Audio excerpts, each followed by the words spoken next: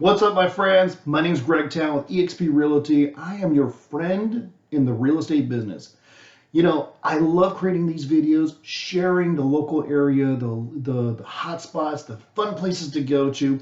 We drop a video about once a week, so please make sure to hit that subscribe button so that way you get alerted every time that we upload a new video.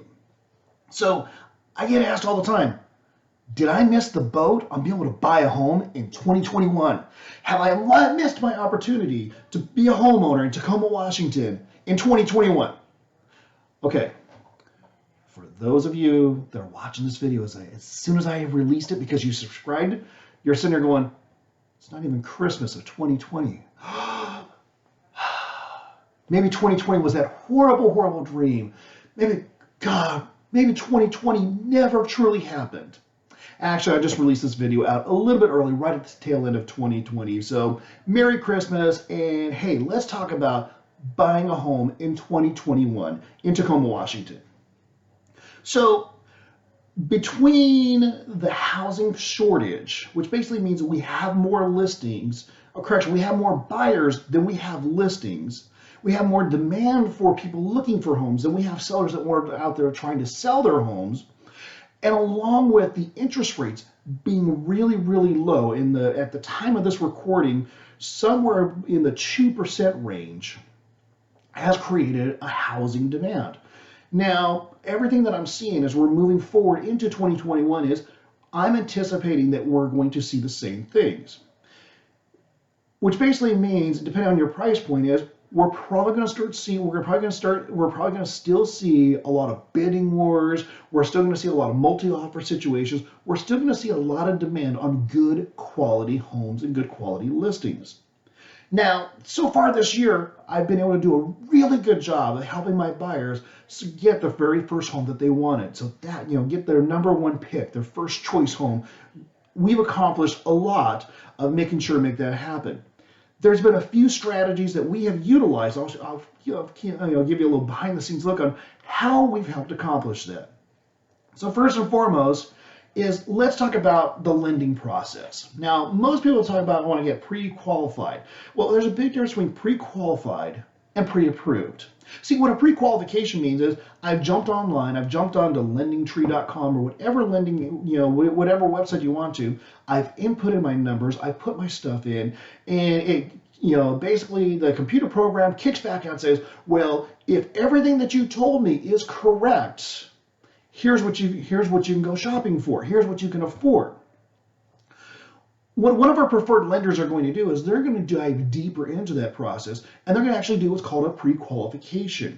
If you think about that, they're going to almost like field underwrite that mortgage. They're going to know what the underwriter is going to be looking at and how they're going to be gauging the numbers of what you're going to qualify for, what you can afford. So they're going to be field underwriting that mortgage, and they're going to be looking at certain aspects of like taxes, because taxes in North Tacoma in the historical slope are very, very different than they are in, let's say, East Tacoma or Spanaway versus University Place. So that's one of those aspects, especially when we're kind of getting in that cusp, we're kind of getting towards we're kind of pushing the limits on the financing. That's something that we have to sit back and we have to quickly go through to make sure that we stay good on.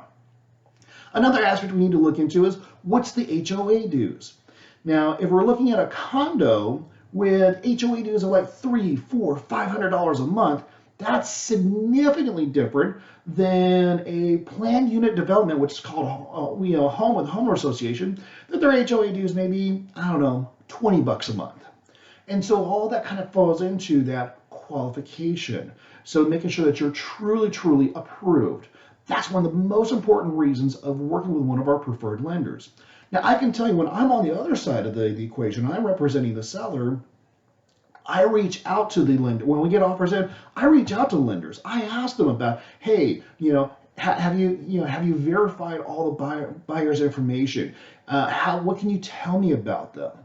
And you know what? And I ask all of our preferred lenders to do this right alongside with me. When I have that lender call me first, that's a huge, huge difference maker right there. It's one of the things we utilize to help kind of make sure that our offers get approved, that we help our buyers get their first pick home. Another aspect is our offer strategy. See, one of the first things I do is once I know that my buyer says, oh, I like this home, I want this home, is I reach out to the listing agent and I ask them, like, hey, what can you tell me about the activity on the home? What can you tell me about what is most important for your seller?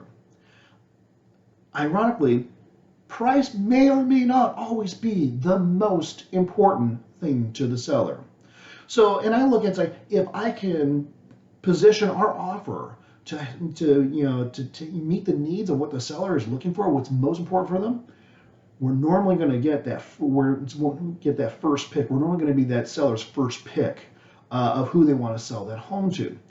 So, and depending on the price point that you're looking at, if you're looking at the medium price point, I'm going to be that, and you have a house to sell, I'm going to be that agent. I'm going to give that loving, caring, fatherly advice of, we're going to have to sell your home first.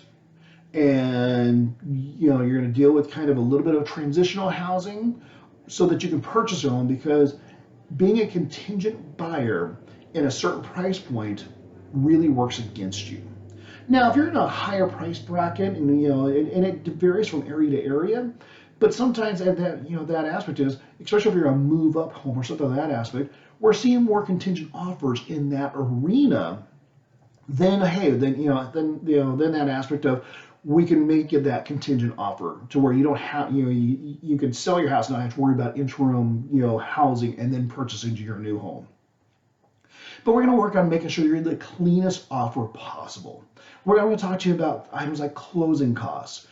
Because, see, a lot of times people think, well, if I offer $400,000, but I'm asking the seller to pay, I don't know, $10,000 worth of closing costs, but I'm offering $400,000. Well, that seller's looking at that offer like, okay, it's $400,000, but they're asking me to pay $10,000, so that's $390,000 offer. Whereas if you have the other buyer comes in and they offer $400,000, but they're paying their own closing costs, that's a $400,000 offer. Something else to keep in mind, your down payment doesn't include your closing costs. It's actually, we call it cash to close. That's what escrow calls it. It's the amount of money that the buyer needs to bring in to be able to settle everything out to, their total cash to close to purchase the property. Another crazy thing that I've seen work with in the past is sometimes being flexible with your moving dates. We have one that we're in the process right now to where the seller needed an extra week. Because they're buying a brand new built home. So the seller needed an extra week from the point where we close so that they could have a week of, so that they weren't moving in finding that interim housing area. My buyer, she was able to absolutely, accomplish that. She's not having to move right away. So we strategically placed our offer to where it included that, which was one of the most important things that the seller was looking for in an offer. So, and then the final aspect is we make sure we make our offers realistic. We're going to go through and we're going to work with you to make sure that we've got everything buttoned up and tied in. So that's kind of just a really quick snapshot on some of the most important things of how we've accomplished getting our buyers their very first pick home.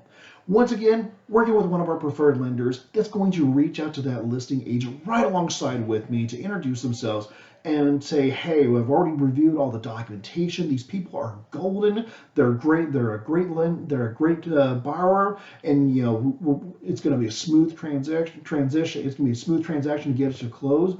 I'm going to work on, I'm going to be reaching out to the listing agent to find out, hey, what's most important for the seller, so that, hey, as we're strategizing, we're putting our offer together, that we're looking at that, okay, this is what's most important, so we help make sure your first pick home is the one that you get.